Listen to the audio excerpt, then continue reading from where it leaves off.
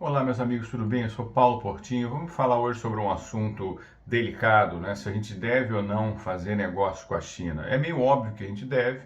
A China é o nosso maior parceiro comercial, mas existe muita controvérsia a respeito das questões ideológicas dessa negociação, de vender o Brasil para a China, da influência que eles vão ter aqui no país, etc. Eu queria levar um papo com vocês sobre isso de forma não ideológica, porque assim, eu tenho acompanhado isso acontecer no mundo inteiro. E me parece que algumas coisas são bastante exageradas da forma como é conduzida aqui no Brasil e outras coisas são realmente preocupantes. Se a gente tirar a ideologia do meio, o que eu chamo de ideologia é o seguinte: é a gente já de certa forma antecipar que existe uma agenda muito vil para submeter todo mundo a determinado tipo de ideologia.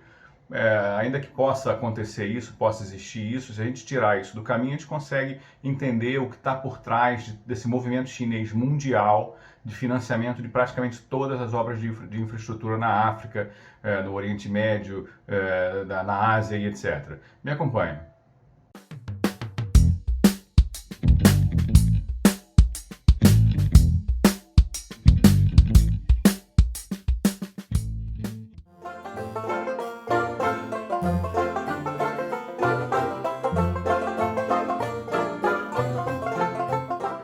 É um sistema de financiamento da China para obras de infraestrutura em dezenas de países, né?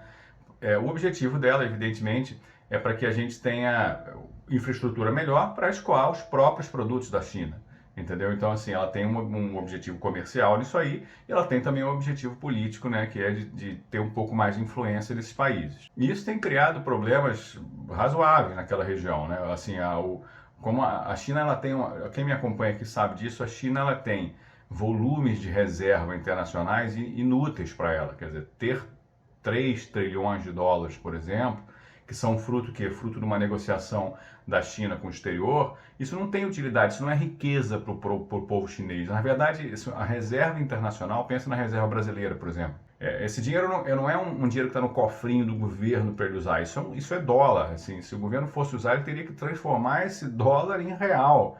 E ele vai transformar com quem? Com ele próprio, entendeu? Ou a demanda interna. Reserva internacional não é dinheiro em cofrinho, não é riqueza daquele povo. É óbvio que é importante ter, mas ele é mais para garantia de troca. Para a China é a mesma coisa, só que ela tem, além dela ter uma reserva absurdamente grande, ninguém precisa se preocupar em trocar dinheiro com a China porque a moeda dela é uma moeda forte, entendeu? Então, esse dinheiro para a China não serve para nada. O que a China tem feito com esse dinheiro?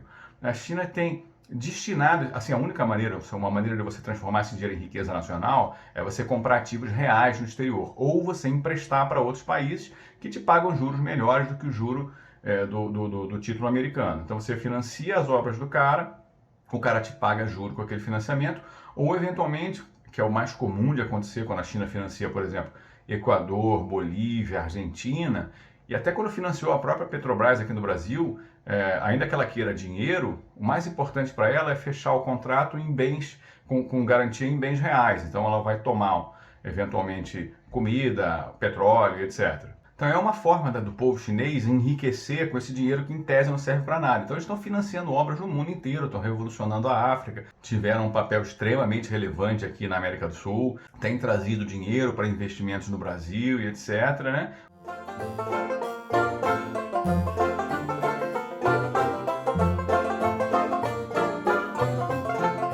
O que está acontecendo lá fora, assim, você não vai conseguir, por exemplo, que o povo chinês entre na cultura paquistanesa, né? Difícil.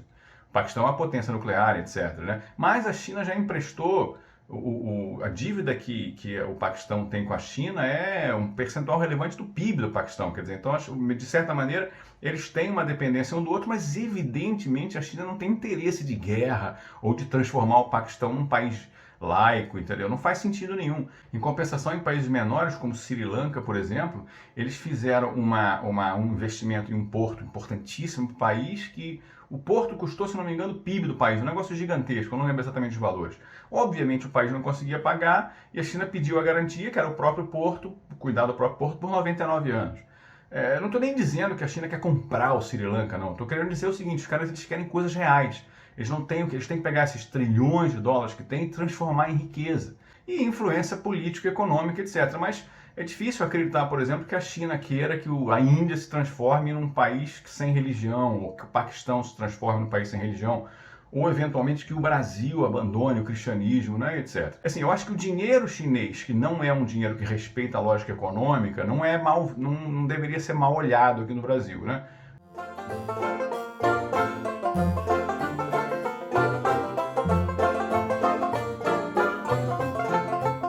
Aí vem as questões que são mais delicadas, né? Obviamente a gente querer um parceiro que não se importe em perder dinheiro, desde que as obras saiam, né, e que não tenha corrupção, que não tenha nada, é uma ótima. O problema é o que esse cara pode cobrar além das garantias reais, que aí é garantido empréstimo, não tem motivo para a gente brigar com o cara, ele está certo de pedir garantia. A gente tem visto o interesse chinês no Brasil, a gente tem visto também que algumas televisões, por exemplo, estão com um noticiário falando de coisas chinesas e tal. Mas essa questão de mostrar um pouquinho da cultura oriental, chinesa, etc., nas TVs brasileiras e americanas e do mundo, isso é mais ou menos o que os Estados Unidos sempre fez. Então, assim, eu vejo isso pela minha filha. Minha filha hoje não gosta mais, mas ano passado, ano retrasado, ela gostou muito de uma banda chamada BTS, que é um K-pop, Korean Pop. Que, se não me engano, o Korean Pop é o maior produto de exportação coreano, um dos maiores produtos de exportação, é tipo 5, 10 bilhões de dólares por ano, é um negócio gigantesco. Esses caras exportam cultura coreana, exportam música coreana, né? A minha filha achava, por conta desse BTS, eles achavam o homem oriental muito bonito, quer dizer, isso é uma expansão cultural gigantesca, e assim, os valores desses meninos, que todos, na Coreia todo mundo serve o exército, tipo no Israel e na Suíça, né? Os valores dos meninos são bons valores, né? Eles, quando foram à Arábia Saudita, por exemplo, quiseram evitar que eles tocassem lá por conta de direito das mulheres, etc. Falaram assim, olha, se eu não for, as meninas que querem ver a gente lá não vão ter nem esse direito. Quer dizer, os garotos têm uma ideia boa. Eu não tenho problema com essa cultura aqui, inclusive nenhum. Eu prefiro até que a minha filha escute isso e acompanhe esses valores. Ela não se interessa, agora já está mais na Beyoncé, aquela menina alta, loura, bonita, que canta Taylor Swift, uma coisa dessa, né? Mas só para comentar com vocês que essa questão de você botar a sua cultura através do cinema, da arte, etc., é normal. Não tem problema de ver um filme com um chinês ou com um oriental como principal ator, né? Recentemente eu vi alguns no Netflix, aliás, aqui em casa dá uma profusão de séries coreanas, tá? Isso não tem problema.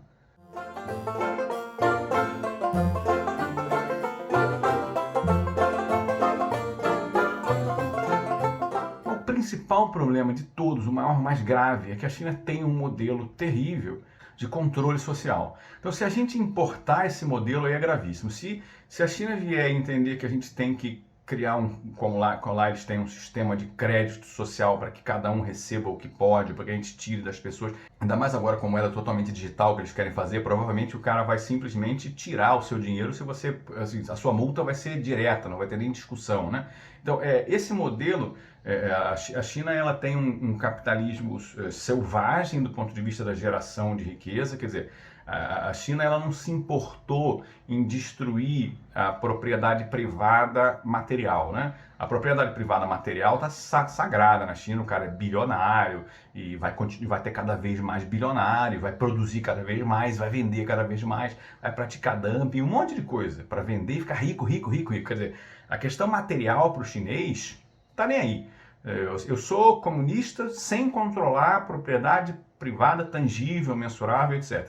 Mas, por outro lado, eles simplesmente exterminam a propriedade privada mais básica e mais relevante, que é, inclusive, a origem do liberalismo clássico, que é o direito individual, né? Que é assim, a liberdade de você ser o que você quer, de você falar o que você quer, de você pensar o que você quer. Então, a China, ela ela é comunista nesse sentido, de ter destruído a propriedade privada mais básica, que é o direito à vida, o direito ao pensamento, o direito ao credo, o direito ao livre-arbítrio, né? O livre-arbítrio acaba na China cada vez mais por conta desse controle social, e mais ele deixa você brincar de ficar rico. Porém, se você é um bilionário, como outro dia desapareceu um bilionário, acho que o dono do Alibaba, se não me engano, desapareceu.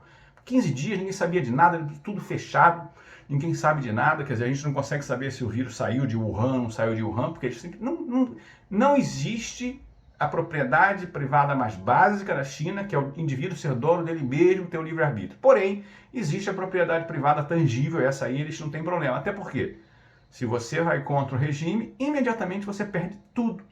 Tudo desaparece. E quando você volta manso. Isso já aconteceu algumas vezes, né?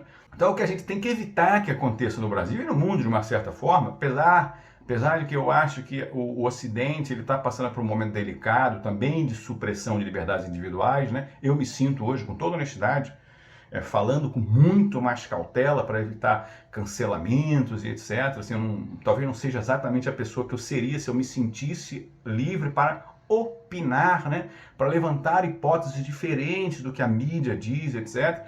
As pessoas estão extremamente agressivas, chamam você de coisas terríveis, mesmo você sendo uma pessoa que estudou, às vezes, muito mais do que ela, né? Tenho sido interpelado em redes sociais sobre coisas que eu devotei 30 anos de estudo, 20 anos de estudo, com pessoas que mal sabem escrever, mas paciência, assim, eu na realidade me recolho porque essas pessoas estão com um poder absurdo, e esse poder está sendo, poder absurdo é o poder de controlar o meu pensamento, ou controlar o que eu posso ou não falar. Então o Ocidente também está passando por isso, né? Estados Unidos de forma grosseira, a Europa também, o Brasil ainda, por incrível que pareça, ainda um pouquinho menos do que lá fora. Então, o nosso risco aqui é que esse nível de controle, de microgerenciamento da moralidade que o chinês criou, que é uma forma de você ser um comunista da alma, né? Você simplesmente homogeneiza a alma das pessoas, elas não podem... Alma, quando eu falo alma, eu falo de livre-arbítrio, aquilo que te dá individualidade, aquilo que te transforma em indivíduo, você mesmo, tá? E não uma coisa espiritual, etc. Ela tira isso de você. Isso aí, se estiver vindo para o Brasil, a gente realmente tem que lutar contra. Esse é um risco, assim, quando eu falo risco para a forma como eu vejo o mundo, tá? Se você gosta, se acha que todo mundo deveria pensar da mesma maneira, talvez você ache ótimo isso, ache importante que a China venha e estabeleça todo esse sistema de controle social. Eu, como tenho uma origem cristã e não sou praticante, nem sou religioso, mas aí sobrou para mim a ideia do liberalismo clássico, a ideia do livre-arbítrio, né? A ideia de proteger a coisa mais importante que eu tenho, que sou eu mesmo, né? A possibilidade de ser eu mesmo, né? Indiferente de você. Eu quero ser eu mesmo, eu não quero ser você, eu não quero ter a mesma coisa que você tem, etc. Para proteger isso, a gente precisa, de alguma maneira, evitar que isso entre no Brasil. Porém, do ponto de vista de business, né? de grana, o chinês é um sócio interessante, até porque ele tem, como eu falei, ele tem dinheiro para perder e, como uma vez eu ouvi um cara falar isso, um leiloeiro que estava leiloando umas joias da Lili Safra, né? Ele falou o seguinte, olha, sempre que a gente faz leilão da família Safra é o máximo. Por quê? Sempre vende tudo, porque além deles terem um bom gosto fantástico, eles têm recursos ilimitados. É o que a China é. Não sei se ela tem um bom gosto fantástico, mas recursos limitados com certeza tem.